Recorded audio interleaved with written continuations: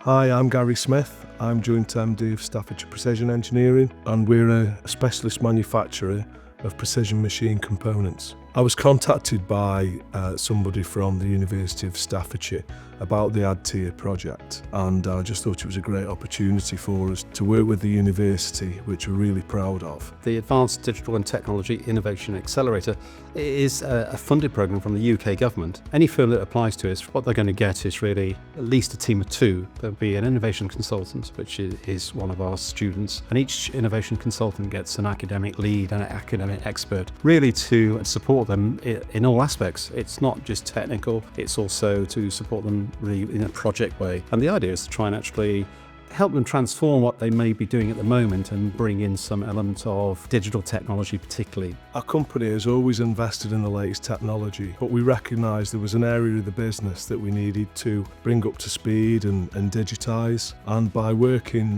with the university, the placement student really helped us to move that project forward. During my time at Staffordshire Precision Engineering, I was the database innovation consultant. The aim of the project is to transform SPE's document management system from manual processes, which is saving things in a physical cabinet in folders. I led the development of a full stack application that streamlined the storage and retrieval of their drawing details and machine codes. So the solution that was implemented at the end of the project has made some really big efficiency improvements in the business. We're much faster now at sourcing and loading those programs. And it's also improved our document control as well, which is really important. I'd say the experience is highly rewarding. It provided me deeper insight into precision engineering, because some of the components and parts they produce are for